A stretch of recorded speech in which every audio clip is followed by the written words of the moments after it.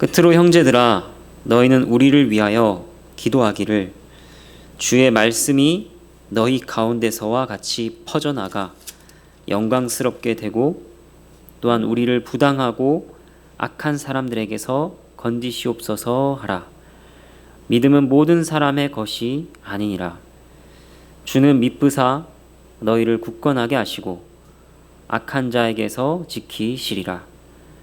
너희에 대하여는 우리가 명한 것을 너희가 행하고 또 행할 줄을 우리가 주 안에서 확신하노니, 주께서 너희 마음을 인도하여 하나님의 사랑과 그리스도의 인내에 들어가게 하시기를 원하노라.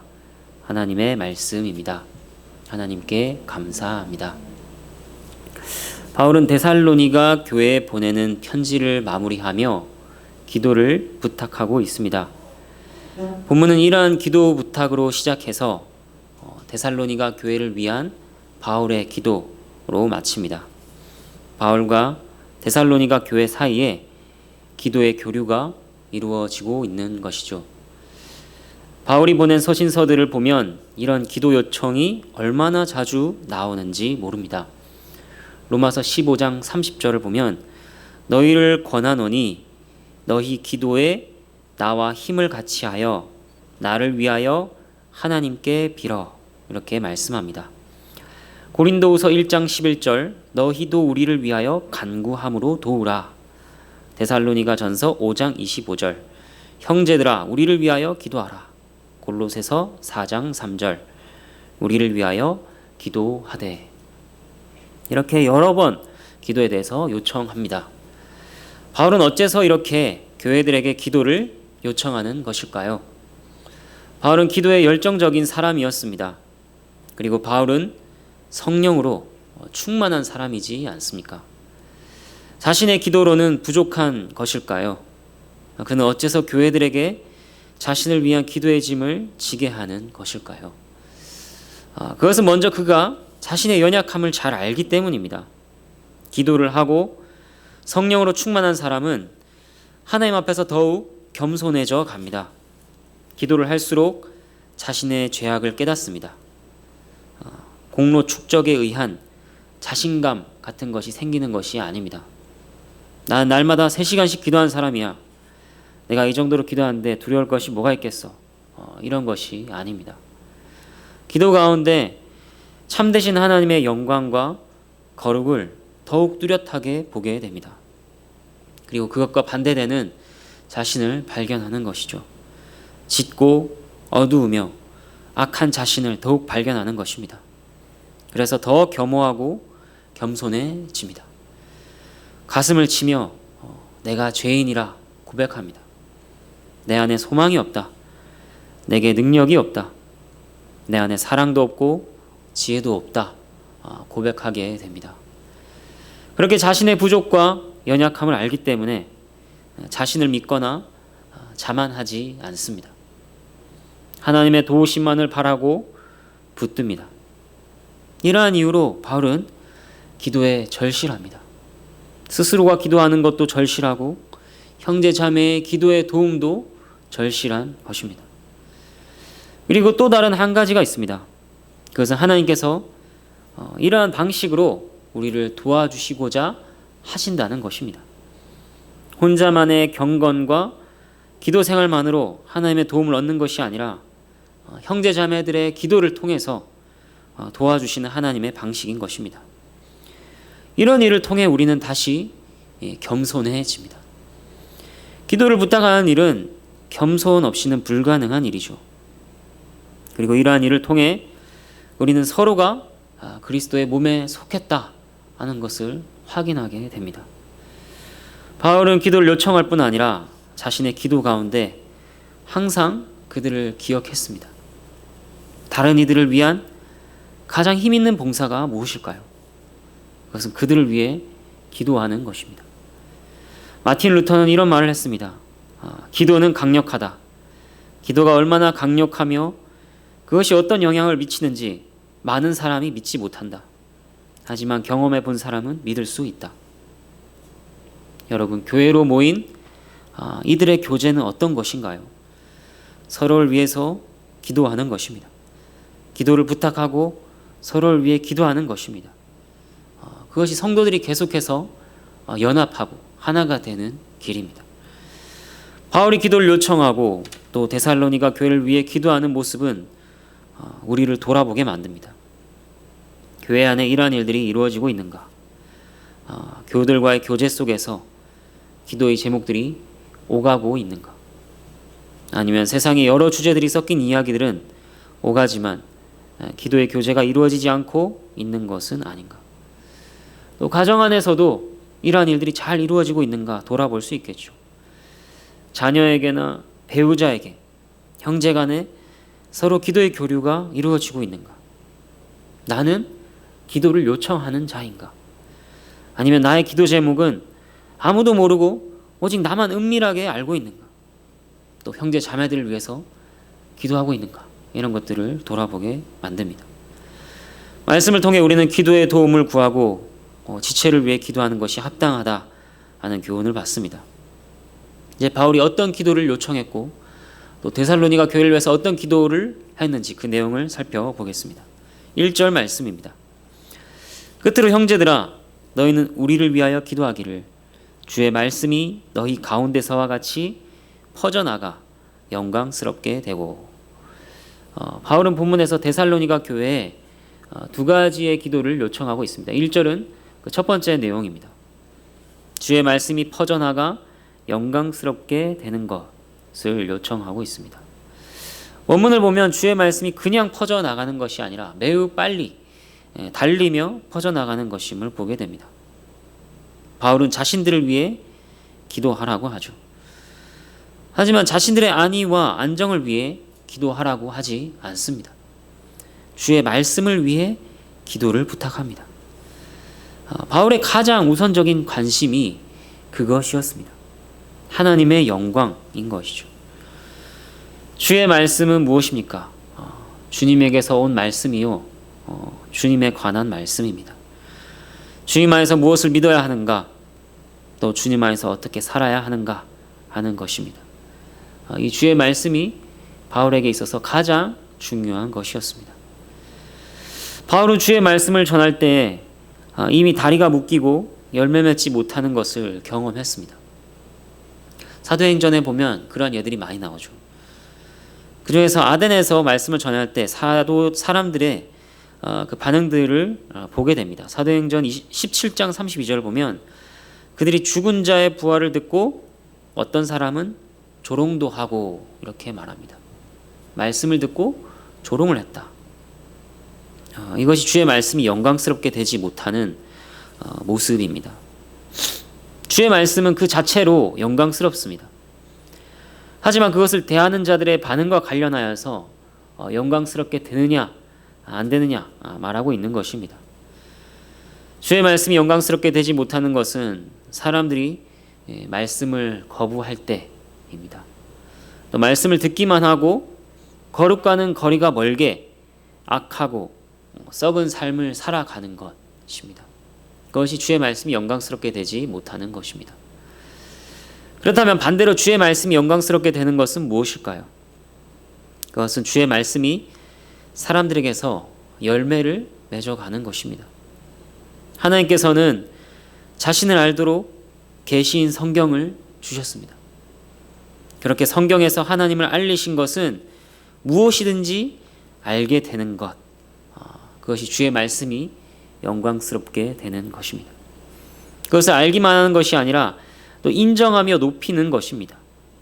생각과 말과 행동에서 하나님의 영광을 찬송하고 그렇게 살아가기를 갈망하는 것입니다.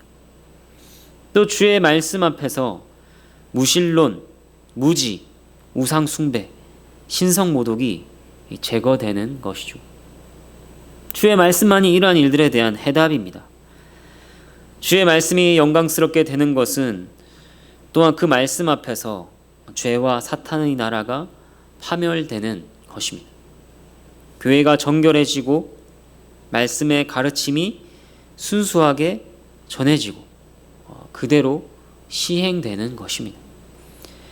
주의 말씀으로 인해 사람들이 회심하고 위로를 받는 것입니다.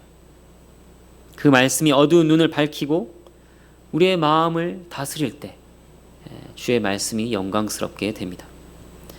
하늘에 있는 천사들과 같이 우리가 그 말씀에 순종할 때 주의 말씀은 영광스럽게 됩니다. 겸손과 기쁨과 충실과 열심으로 모든 일에서 하나님의 뜻을 알고 복종하는 것이죠.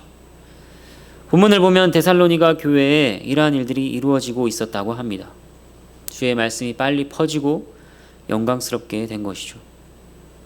이 말씀 앞에서 우리는 오늘날 교회에 퍼져 영광스럽게 되는 것이 무엇인가 돌아보아야 합니다. 말씀이 퍼지고 영광스럽게 되는가? 아니면 건물이 영광스럽게 드러나는가? 사람 간의 정인가? 특정한 인물이 높아지고 있는가? 다른 이론과 사상들이 퍼지고 영광스럽게 되고 있지는 않은가?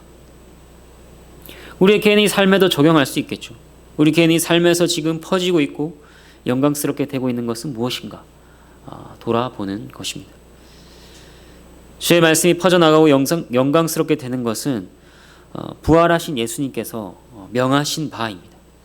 마태복음 28장 19절과 20절.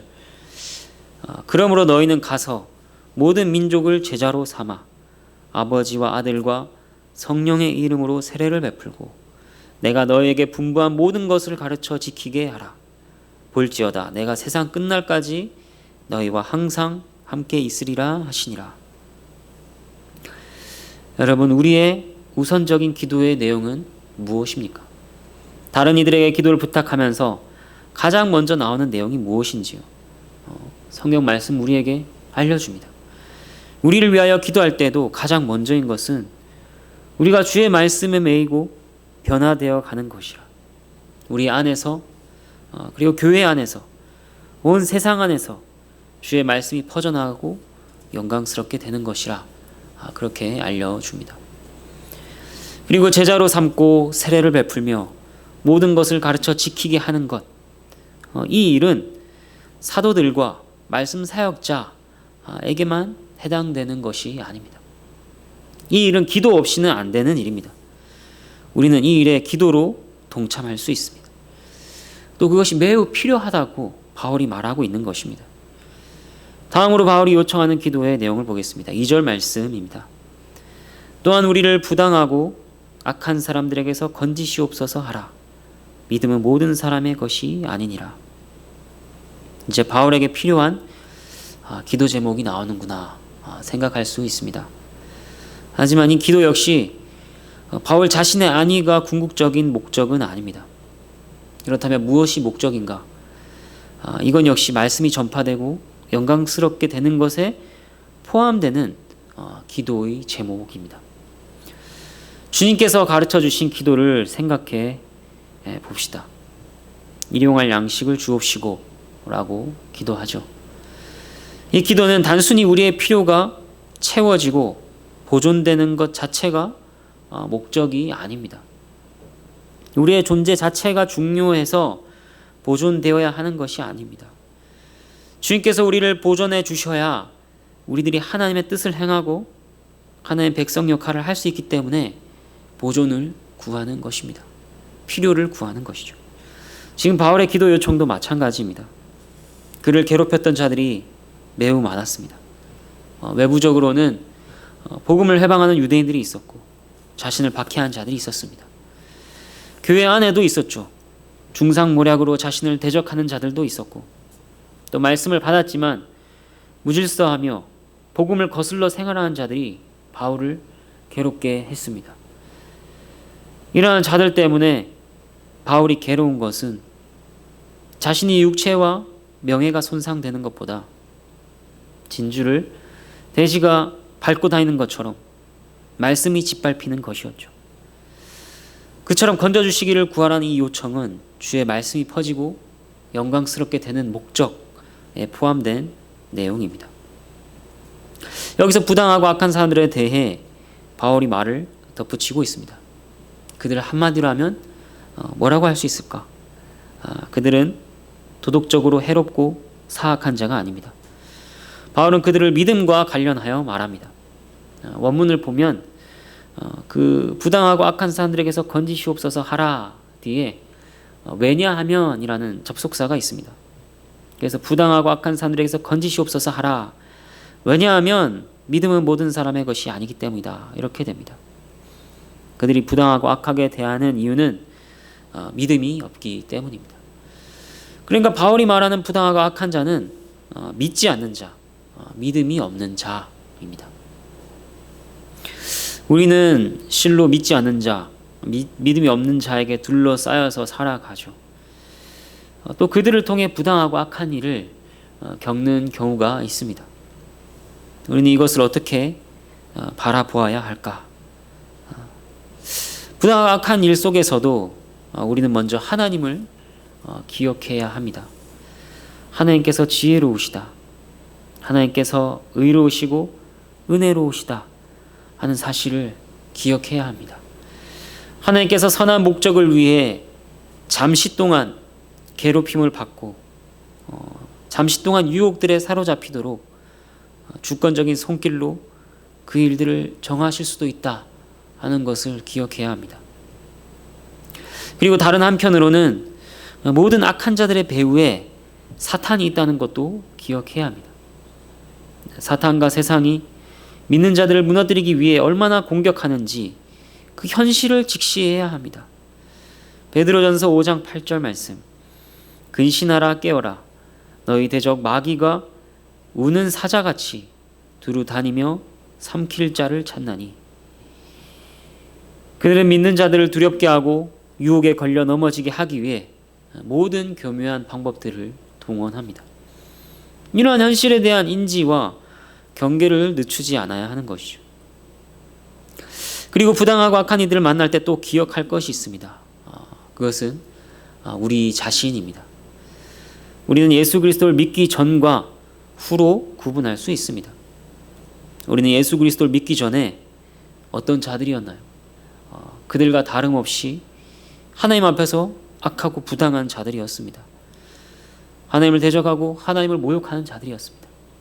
이것을 기억하며 그들을 긍휼히 여기는 것입니다. 그렇다면 예수를 믿어 제사함을 받은 후는 어떠한가? 상황이 좀 더 나아졌는가?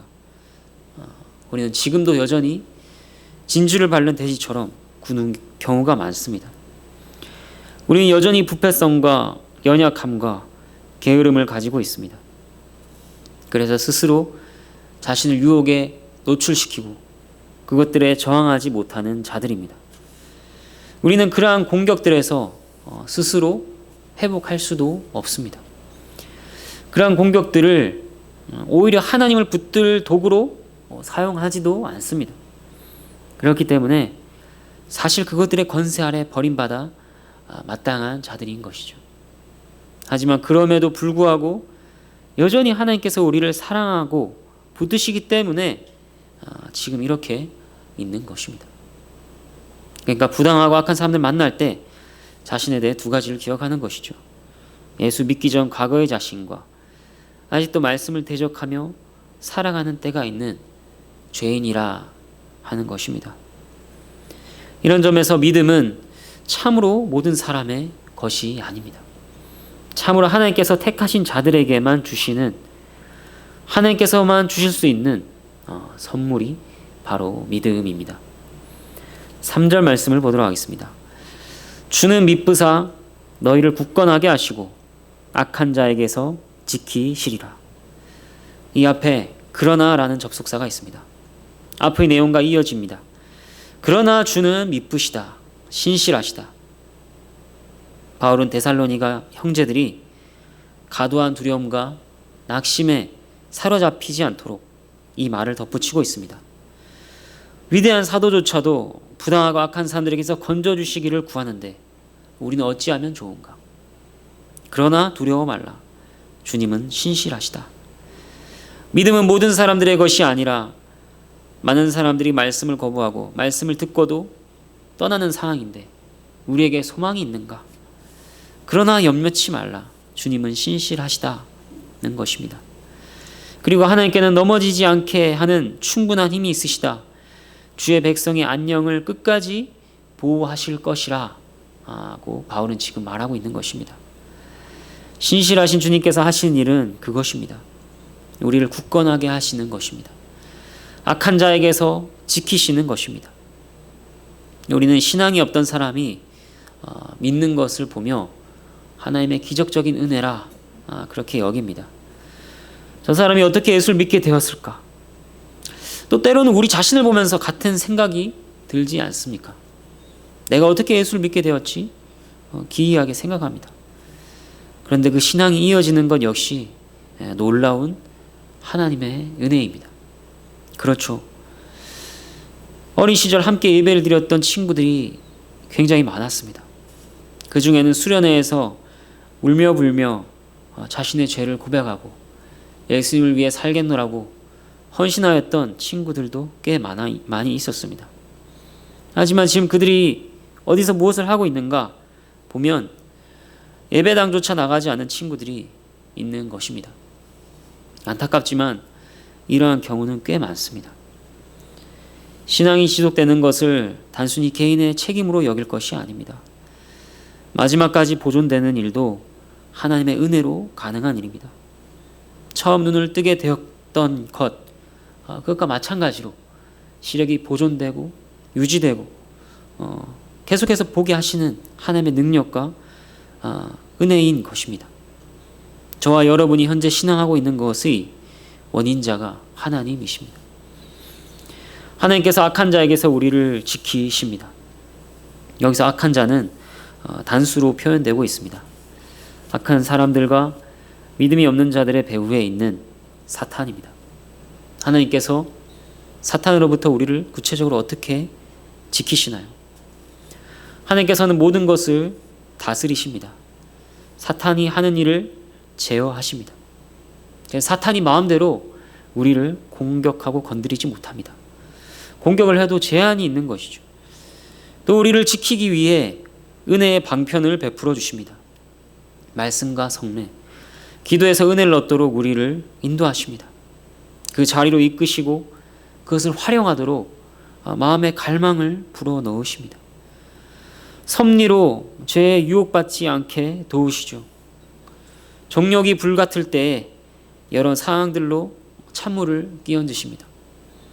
시험을 당할 때에는 하나님의 성령으로 후원하며 견디게 하시죠. 우리가 시험을 통과하고 나서 돌아보면 다 이것을 고백하게 됩니다. 시험에 넘어졌을 때는요, 그때는 하나님께서 지키지 못하신 것일까요? 그렇지 않습니다. 그때는 다시 일으키셔서 회복되게 하십니다. 또 시험을 통과하여 더욱 견고해지게 하시죠. 그리고 마지막에 최종적으로는 우리가 죄와 시험과 모든 악에서 영원토록 완전히 해방되도록 우리를 건지십니다. 주께서 우리를 굳건하게 하시고 우리를 지키신다. 이것은 성도가 붙잡아야 할 지극히 큰 위로이며 또 용기를 갖도록 하는 진리입니다. 4절 말씀을 보도록 하겠습니다. 너희에 대하여는 우리가 명한 것을 너희가 행하고 또 행할 줄을 우리가 주 안에서 확신하노니. 3절에서 주님의 신실함을 말했다면 4절에서는 데살로니가 교회의 신실함을 언급합니다. 사도가 명한 바를 너희가 행하고 있다. 그리고 앞으로도 행할 것을 확신한다고 합니다. 격려하고 있는 것이죠. 하지만 이건 역시 주 안에서 확신한다고 합니다. 주 안에서. 이 말이 붙은 것은 이 확신의 근거가 주님이라는 것입니다. 그들의 마음을 순종하게 하고 계속 순종하게 하는 것은 주님의 일이기 때문입니다. 사람이 아무리 신실해도 사람에게는 확신할 만한 것이 아무것도 없습니다. 그러므로 바울의 말은 이런 것입니다. 주님께서 지금 너희에게 역사하고 계시는 것을 확신한다. 그러므로 너희가 지금 행하고 있는 것이다. 또 주님께서 앞으로도 계속해서 너에게 역사하실 것을 믿는다. 그러므로 너희도 계속해서 행할 것이라 확신하는 것입니다. 이것이 주 안에서 확신한다는 말입니다.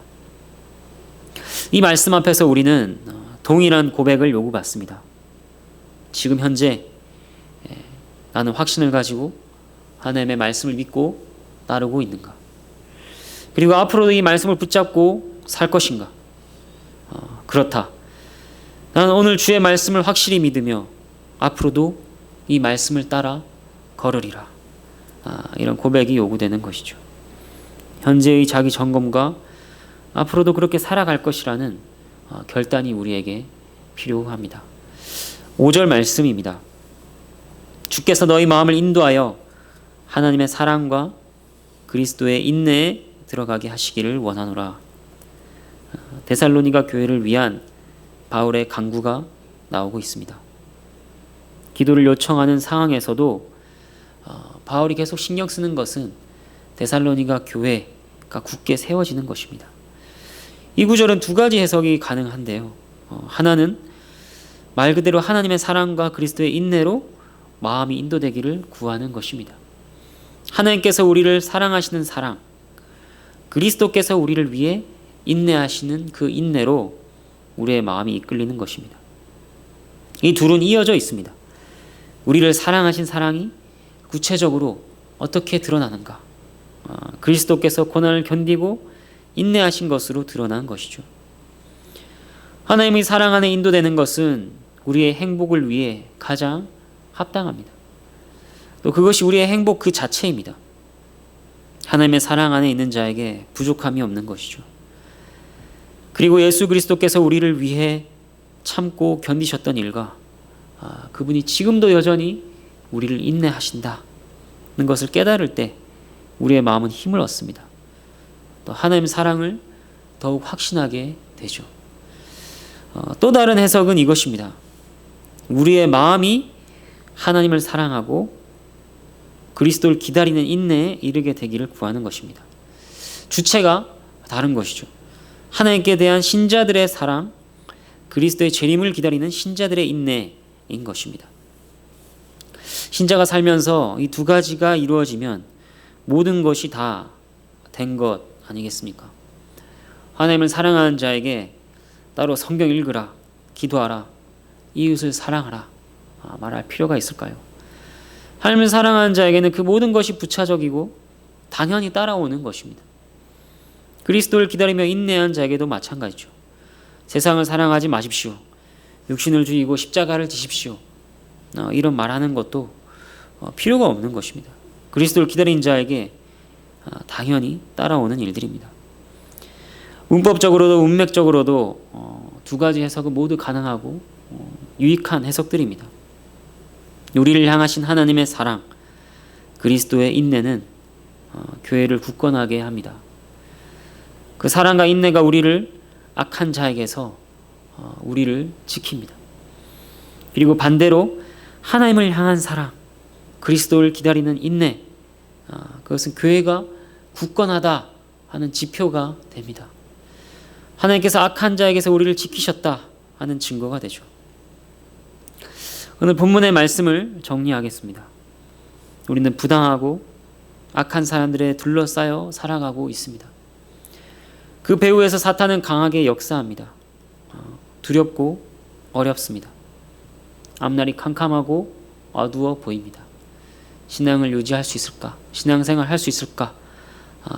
그러한 생각을 들게 합니다. 하지만 하나님께서는 여전히 교회를 지키고 굳건하게 하십니다.